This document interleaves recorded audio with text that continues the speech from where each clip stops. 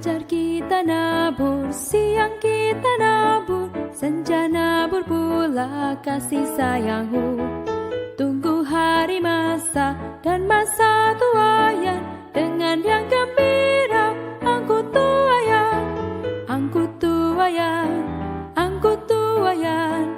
Dengan yang gembira angkut tuayan, angkut tuayan, angkut tuayan. Dengan yang gembira angkut tuayan. Jangan pilih waktu terik atau mendung, biar angin menderu, awan mengepung. Sejenaklah saja tuayan kan masak, dengan yang gembira angkut tuayan, angkut tuayan, angkut tuayan. Dengan yang gembira angkut tuayan, angkut tuayan, angkut tuayan. Dengan yang gembira angkut tuayan. Bangkitlah segera walau mata lindang, berkorban baginya takkan menyesal. Tangisan kan lewat, sambutan meriah, dengan yang gembira angkut tuayan, angkut tuayan, angkut tuayan. Dengan yang gembira angkut tuayan, angkut tuayan, angkut tuayan. Dengan yang gembira angkut tuayan.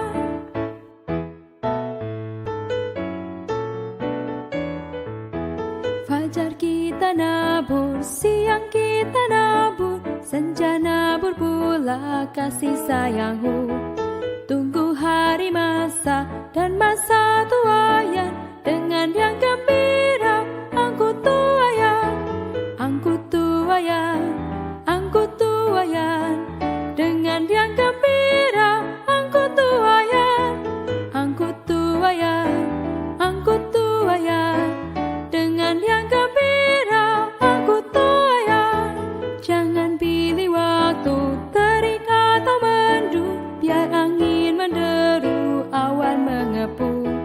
Sejenaklah saja tuayan kan masak, dengan yang gembira angkut tuayan, angkut tuayan, angkut tuayan.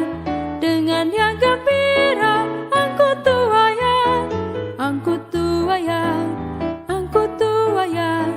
Dengan yang gembira angkut tuayan. Bangkitlah segera walau mata lindang, berkorban baginya takkan menyesal. Tangisan kan lewat, sambutan meriah, dengan yang gembira angkut tuayan, angkut tuayan, angkut tuayan. Dengan yang gembira angkut tuayan, angkut tuayan, angkut tuayan. Dengan yang gembira angkut tuayan.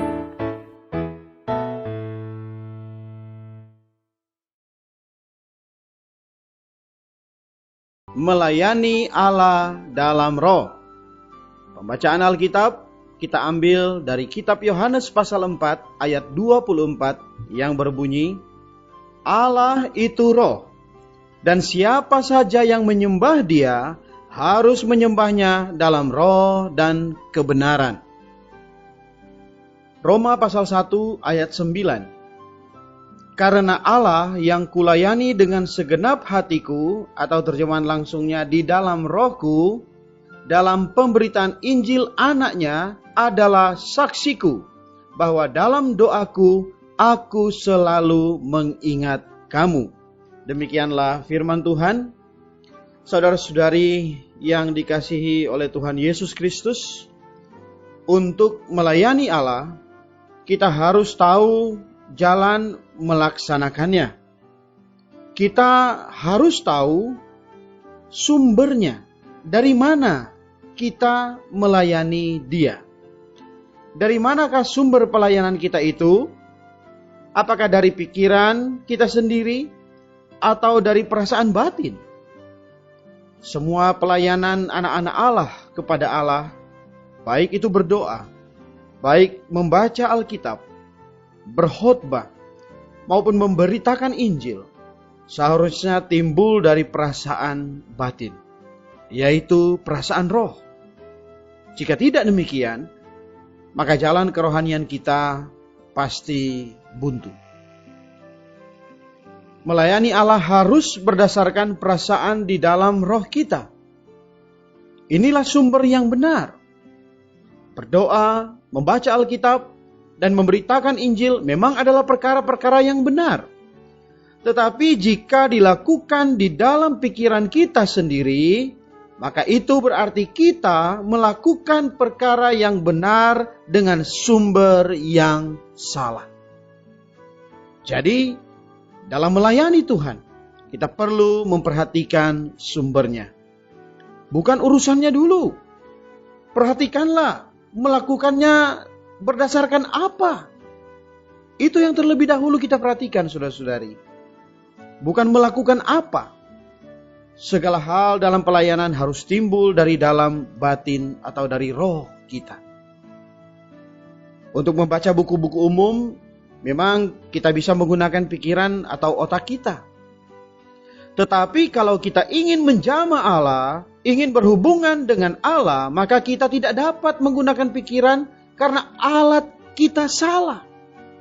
Misalnya, aliran listrik tidak dapat dikontak dengan sebatang kayu, tetapi harus dengan seutas kawat tembaga. Jadi untuk berhubungan dengan Allah, maka kita wajib menggunakan roh kita. Karena Allah itu roh. Di dalam masalah yang kita hadapi, kalau yang segera bekerja adalah otak kita, maka semua keputusan berasal dari pikiran kita sendiri. Maka di hadapan Allah, sama sekali tidak ada nilai rohaninya kalau demikian. Maka kita wajib memeriksa perasaan apa yang Allah nyatakan di dalam roh kita untuk menghadapi setiap masalah kita. Saat kita ingin berbicara di dalam sidang gereja, janganlah pikiran kita menjadi titik permulaan kita. Titik permulaan kita adalah memohon Allah dengan darah anaknya, mencuci segala kecemaran kita. Juga mohon ia mengurapi kita dengan rohnya. Sehingga perkataan apa yang terasa dari roh, itulah yang kita ucapkan. Sekalipun perkataannya mungkin tidak lancar, seolah-olah berantakan, tetapi dapat mendatangkan faedah bagi semua pendengar. Sebaliknya, jika perkataan kita berasal dari pikiran kita, meskipun susunan kalimatnya baik dan teratur, tetapi saudara-saudari tidak dapat mendatangkan faedah bagi orang lain. Saat sedang berlutut berdoa kepada Allah, kita merasakan dalam roh ada perkataan. Lalu kita berdoa dengan perkataan itu. Semakin berdoa, makin terasa bahwa kita menjamah Allah. Tetapi jika kita sedang berdoa, tiba-tiba otak kita berputar, maka dengan segera kita tidak dapat meneruskan doa kita. Sebab kita sudah tidak mempunyai perkataan lagi. Saat kita berdoa dengan roh dan kebenaran, itu seperti menyentuh arus listrik dengan kawat tembaga. Segera arus itu mengalir ke dalam kita. Orang yang rohani pasti menjamah perkara rohani dengan memakai rohnya. Di dalam perselisihan antar saudara, seringkali kita memperhatikan alasan mereka berselisih. Lalu kita akan segera memutuskan mana yang salah, mana yang benar. Inilah keputusan berdasarkan alasan-alasan pikiran. Namun, jika kita hidup di dalam roh, maka kita mengeluarkan mereka dari alasan-alasan. Karena segala alasan datang oleh pikiran dan dapat menggerakkan emosi kita, bahkan hawa nafsu kita. Bagaimanapun, kita harus berpaling ke dalam roh. Sehingga di dalam roh kita dapat merasakan apa yang seharusnya kita katakan atau lakukan, sehingga dapat menyelesaikan kesulitan mereka. Agar berdasarkan roh, kita perlu dua hal yang penting. Yang pertama adalah penanggulangan salib. Salib akan menanggulangi hayat alamiah kita, yaitu pikiran dan emosi alamiah kita, agar kita hidup di dalam roh. Seringkali saat menghadapi suatu perkara, perkataan yang pertama kali diucapkan ialah apa alasannya? Jika kita selalu menuntut alasan, maka kita adalah orang yang hidup di dalam pikiran kita. Tetapi orang yang hidup di dalam roh, dia tidak berani dengan pendapat sendiri menuntut alasan-alasan dan tidak berani dengan emosinya sendiri mengeluarkan perkataan. Orang yang dipimpin oleh roh adalah orang yang memiliki pelajaran salib. Kedua, adalah pembasuhan darah adi Tuhan. Siapa saja yang mau belajar hidup di dalam roh, maka dia wajib selalu mengharapkan pembasuhan darah adi Tuhan. Berapa banyak kecemaran kita dibasuh oleh darah adi, sebanyak itu pula kita menjadi terang dan tidak hidup di dalam kegelapan. Jika pikiran dan emosi mereka kita ditanggulangi dan kecemaran kita dibasuh oleh darah adi, maka kita akan menjadi orang Kristen yang di dalam roh melayani Allah. Sebab itu, kita harus memperhatikan penanggulangan salib dan pembasuhan darah adi. Semoga Allah memimpin kita agar kita menjadi orang yang hidup dalam roh dan menjadi orang yang dapat melayani Allah di dalam roh.